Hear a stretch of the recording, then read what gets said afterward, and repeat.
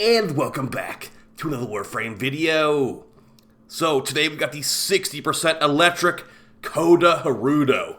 If you signed in this weekend, you should have this weapon, and we've got 3 very powerful builds for it. Basically 3 builds that are worth using, even though this thing is a little bit lower on the range side.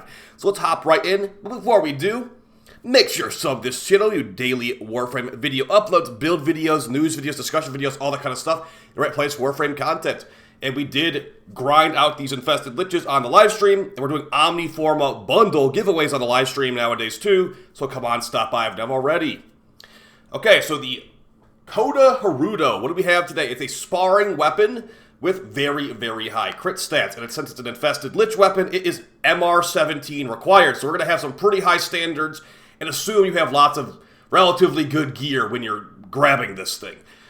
So as far as what this CODA HIRUDO is going to do, it does have a special passive where it gets a critical hit. It will increase your maximum HP, and it will give you some built-in lifesteal. 5% HP and lifesteal per crit, maxing out 25%. And it also does have a timer as well. So when you're using this thing, I would say don't worry too much about the lifesteal passive part. Like, I'm playing Inaros in the footage because he's all HP and armor. I was able to unequip Arcane Grace and not to really think about it, so that's pretty good. But yeah, for the most part, HP and armor is not meta in Warframe in 2025. So unless you're literally playing a frame like Nidus or Inaros, I would say don't worry about that part too much. But not that you can't build a build around that, maybe with like quick thinking, getting low on health, maybe Hunter Adrenaline, quick thinking, and this could be a nice lifesteal combo, but I'm not going to be showing that today. Now, as far as the 3 builds we got today, I've got 3 extremely strong builds. Now, the one you're seeing in the footage right now is Melee Influence, which is going to be a build that a lot of people recommend to you because the roll we got is a 60% electric roll. And as far as how that build's going to look, I'm going to go ahead and show it to you right now. So here is the Melee Influence build. So now, as far as what's going on with this thing in the base stats, you got a 60% electric roll. If you have a Valiance override, you could change the element to anything you want at will, and there are some other elements you might want to try, maybe like a Toxin one or something like that. But for right now, we're going to keep the one that everyone in the game should probably have, at least if you bought the base roll. So this thing is a sparring weapon, so you got either Grim Fury or Brutal Tide. They're both pretty good, but Grim Fury's got some pretty good standing combos, I thought. As far as the base stats on the HIRUDO, normal and the CODA HIRUDO, there's a lot of big base stat increases, actually. On the CODA HIRUDO, more crit, more status, and more damage. The main things you'd kind of want. Oh, technically more status chance too. This thing has low status chance, 18%. Really not the best. But if you throw on, Galvanized Elementalist, it will give you a couple more stacks of stats on there. So since it is a sparring weapon, you have pretty much no range at all. So you got 4.25 meters with Prime Reach. Without it, you're looking at like 1 meter of range. So not exactly the farthest range. This ain't no Na'vi solo with like 13 meter range. That being said, it is MR 17, so we are going to be using some buffs on here to make it a little bit stronger. I'm currently on Inaros because it makes sense, like, a frame of 10,000 health would appreciate some lifesteal. Also got Nourish on here to add Viral, since Melee Influence Arcane only spreads elemental procs. We can spread Viral and Electric with this. And we also use our Companion, we're going to have Toxin too. But yeah, it's not going to spread like Slash procs, for example. We've also got Arcane Strike for increased attack speed, and Arcane Fury for increased damage. Again, since we're playing Inaros, we don't really need to worry about Grace, since we have this melee to heal us up. And it will also get us to like 11,000 health too, which is pretty nice. As far as the Companion, we got the Pharaoh Predicite here, which will give Anabolic Pollination, which will give extra Toxin procs on hit. So we'll be able to spread double DOTs and Viral when we buff this up properly. Also, Tenacious Bond will make it where we get increased crit damage too, which is nice. This thing has so much crit. I think it's like 34% crit chance base. So let's see, I think we're on the Influence build right now, so let's give that a quick shot. We can also stack up the combo with the Rauta, and I'll show the Rauta build in a second. So we just shoot these enemies with the shotgun, and we should be at 12x combo.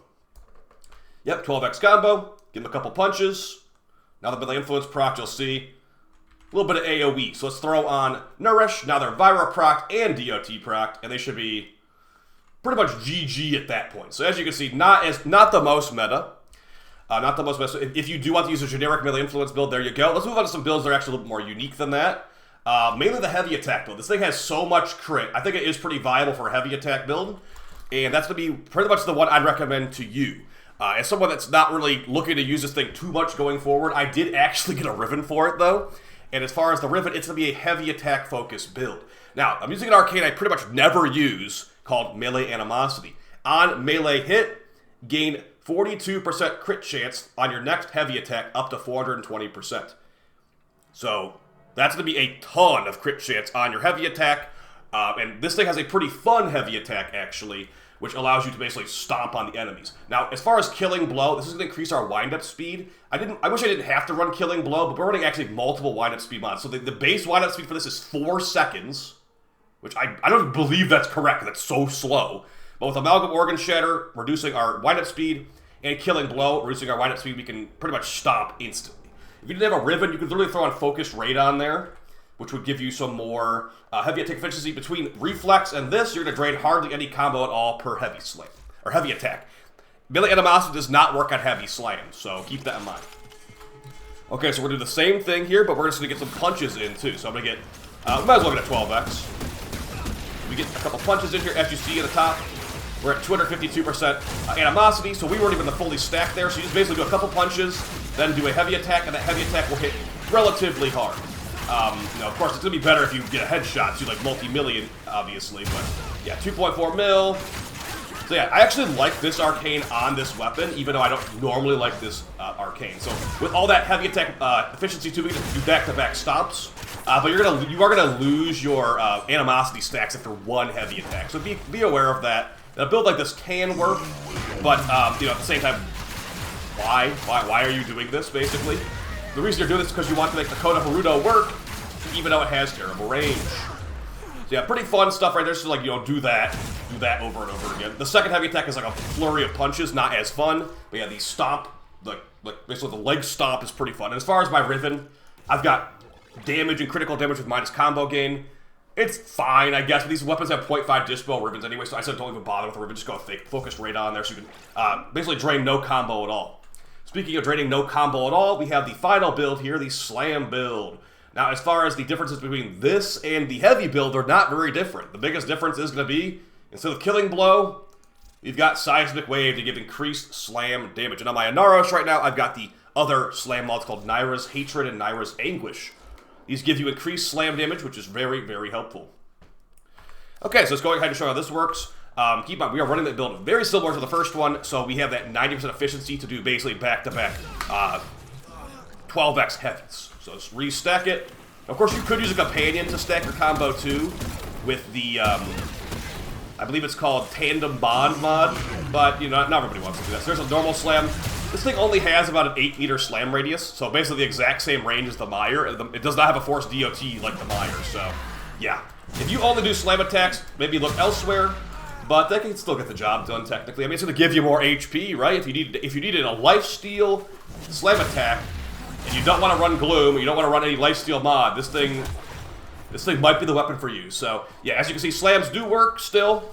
I know some people are trying to tell me like, hey Gaz, you hear the slam attack nerf was canceled? It's like, no, you actually misheard. You misheard the dev short. You said slam attack nerf was canceled. They said, no, don't worry, we'll make sure we talk about the dev stream. And then of course the person that was there on the dev stream to talk about the slam nerf was actually absent. So I guess they just pushed the information further. So yeah, they definitely are still nerfing them. But for things like this, I mean, if you're okay with an 8-meter slam radius for the heavy slam, be my guest. But for me, not really not a big fan of it. So, as far as the best build out of these three to run, I would say the best build is probably going to be probably the slam build, honestly. I mean, this thing has very good crit, so if you need like a low AoE slam, there you go, 8 meters.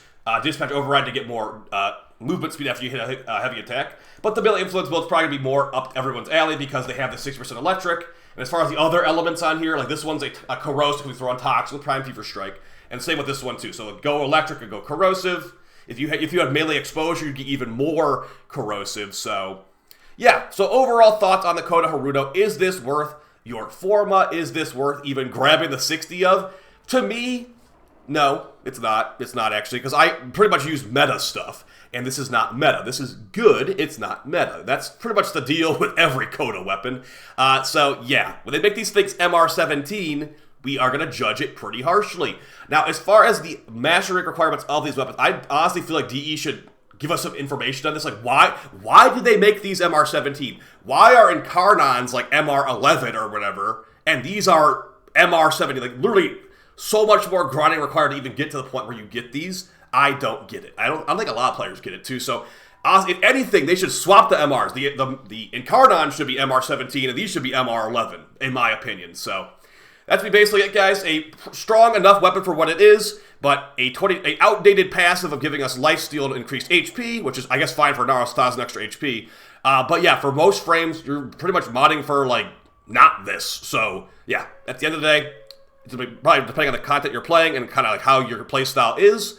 But yeah, they can still get the job done if you want a relatively powerful spar weapon. Probably the best spar weapon in the game. Yeah, as far as I'm aware. So, see you guys in the next video. Appreciate the support. And yeah, enjoy your weapon. Take it easy. Bye.